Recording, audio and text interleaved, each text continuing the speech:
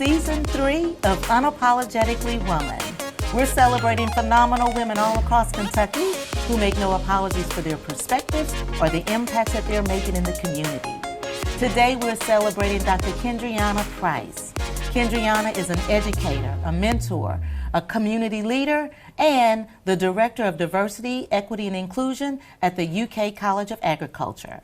Unapologetically Woman, Dr. Kendriana Price, that's you. Congratulations. Thank you. Thank you for having me. It's such an honor. Well, I'm so glad to have you today because we want to learn everything about you. Tell us what you do at the University of Kentucky. So, as you shared, I'm the Director of Diversity, Equity, and Inclusion in the College of Agriculture, Food, and Environment. It's such a mouthful. It is. That's why I skipped all of that.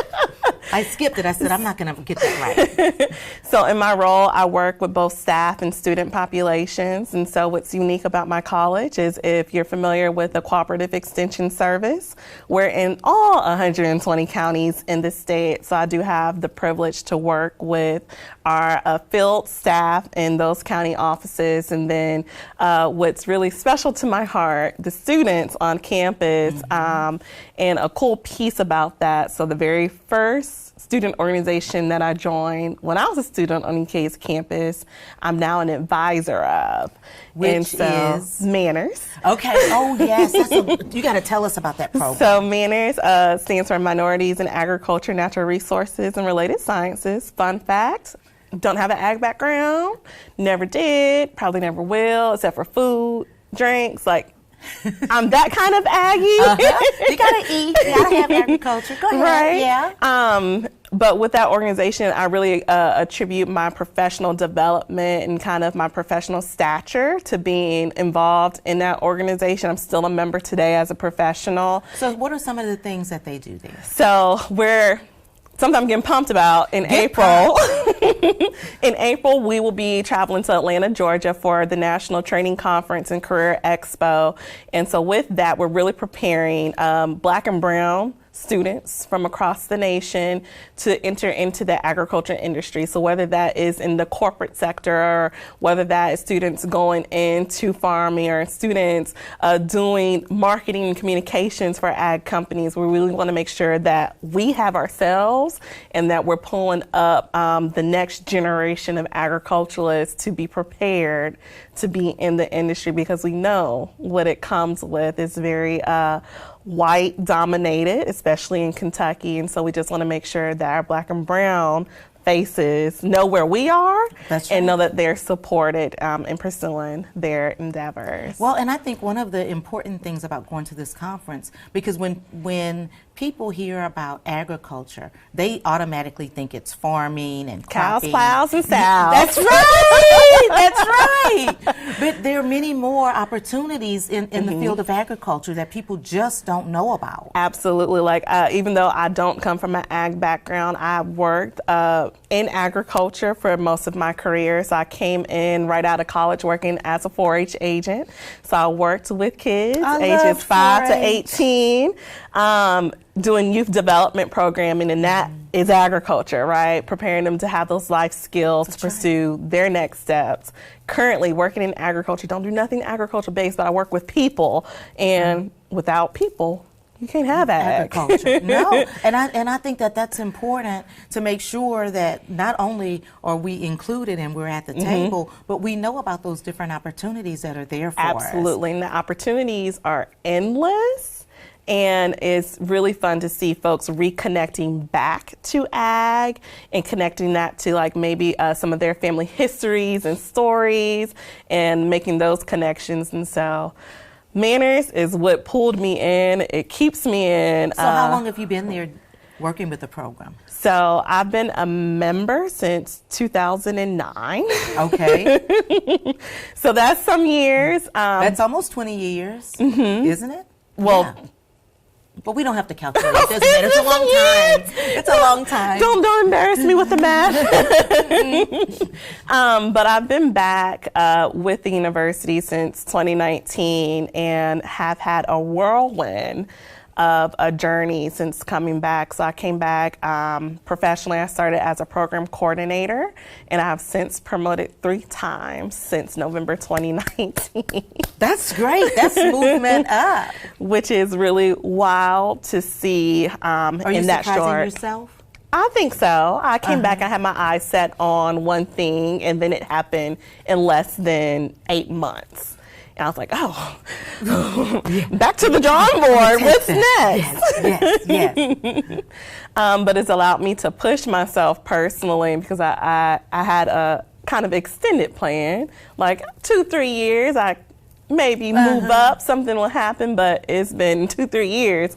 Boom, boom, boom, boom. And then now here you are. And here I am. Well, and one of the things that I've noticed when talking to girls and other women is that when you know the journey that you had to take to get here, but people think that you just popped up one day and here you were.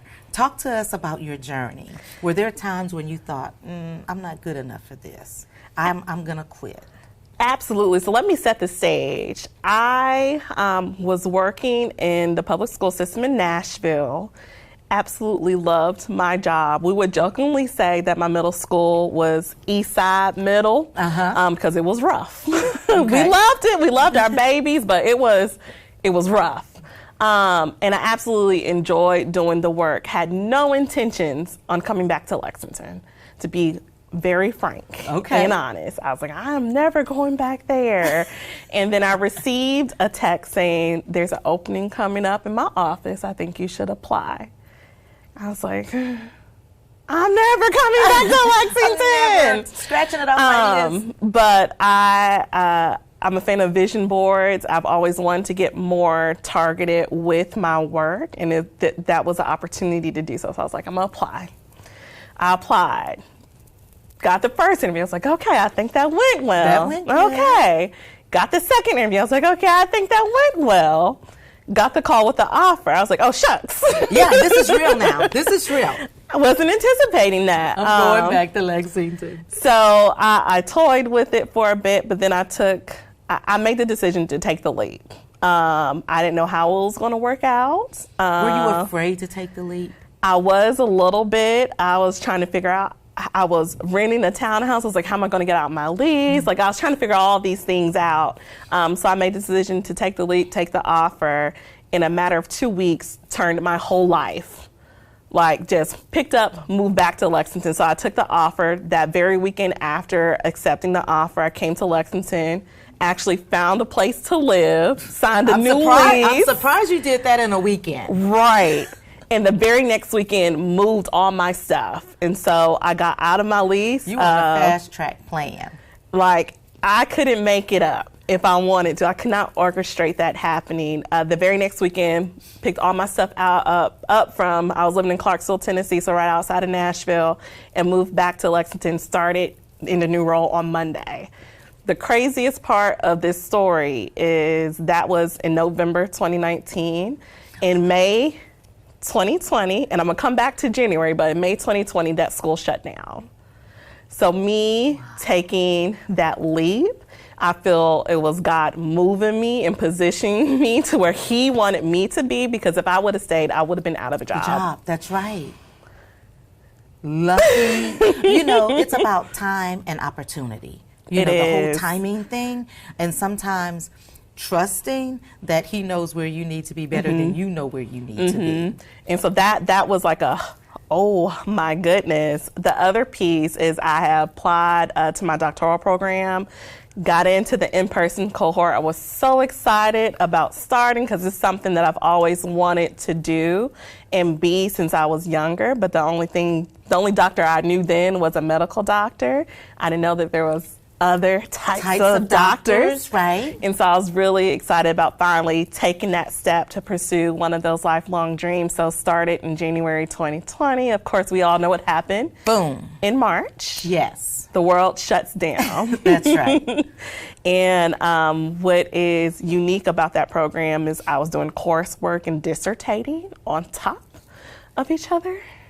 And so just moved, started a new job, started school, the pandemic. It was a lot going on. And what's unique that today is my 1 year since defending my dissertation. So a year ago today. Cheers! Congratulations Thank to you. that. Is when I actually defended and passed my dissertation defense. So even though you were nervous, you took a leap of faith, things worked out, you know, this is a phenomenal story. Mm-hmm. And I've gotten into things. Well, and, you know, because one of the things that you said is you didn't know, you know, any other doctor other than a medical doctor. Mm-hmm. Representation matters. It does. It absolutely. It does. And I would say a unique piece of my story, and it should not be missed, is my village that I have around me. So I definitely wouldn't be who I am today. And we're coming up on March. So I'm going to shed light on the women in my life. Absolutely. And so my boss, my current supervisor, she's the one who sent that text, was like, you should apply. Since being here, she has truly supported me in the direction that I want to take my career. And so that support has been important, because a lot of folks they say out in the social media world, it's not like what you do, but a lot of times who you work for that can really make a difference. And so that's been a blessing. My aunt, she's reaching back and pulling up. Absolutely. And you're doing the same thing. Absolutely. I tell myself I don't care if I'm the first in any space, that doesn't matter to me, but I should never be the last. Right. I should never be the last. That's right. With anything that I do. And so if I'm and not pulling somebody up. You are positioning yourself with everything that you are involved in, because I know you're a member of Alpha Kappa Alpha sorority. I am. And all of that is about public service and building and strengthening, you know, the community and women, other women. Mm-hmm. And so it looks like it's the right time in the right place for you, and all of the stars are lining up. They are. And so in addition to that, I got the opportunity I'm a member of the UK Women's Forum Board. And so this year I chaired the annual conference, and so it was amazing. I was going to ask you, because I know it was a lot of hard work. It was amazing to see that come to fruition. But again, for me, it's about the people around you and how you're empowering others to maybe do something that they want to do that they may not be the most confident in doing. So empowering them to do that, pulling other people in the fold, whether they just want to be involved and wasn't sure how to do it. And so the village, it was 40 different women across UK's campus that I pulled in to make that happen. That's a big deal. That is a big deal. And I would want to say, and this is just a personal anecdote, that was, folks have said that it was the best one yet, but it was a very diverse conference as well, which to me is important to have that, like you said, that representation in the room always. Well, and you know, you always want to be able to look out into the group, and you want to see somebody that looks like you, but you also want to see somebody that looks like other people too, because that's the world and the community that we're in. Absolutely. So I'm gonna ask you to take us out of here. For girls and women that are looking at you and they're like, I'd like to be doing something like Dr. Price, what kind of advice would you give them? Ooh, that's a good question. My piece of advice would be to find what makes you happy and go towards it full force. Don't worry about what's happening on the side of you, on the back of you. Find what makes you happy and go towards that. And with that, if it changes directions, okay. Change directions and go that way. But move what makes you happy. I think what really has driven me in my story is I feel that my passion and my purpose have really connected. And so I tell people all the time, I don't see the impact that I'm making. I do it because I genuinely love doing it. And so if you have the opportunity to find something where your passions and your purpose are connected and it makes you happy, do it. And if somebody thinks you're crazy, let them think you're crazy. do it. That's right. Do it anyway. Thank you so much for sharing yourself and your space with us. I really Thank you appreciate for having that. me. You guys heard it from Dr. Price. Don't be afraid to change directions and follow your purpose. Continue to watch us as we celebrate other phenomenal women just like Dr. Price on Unapologetically Woman. I'll see you soon.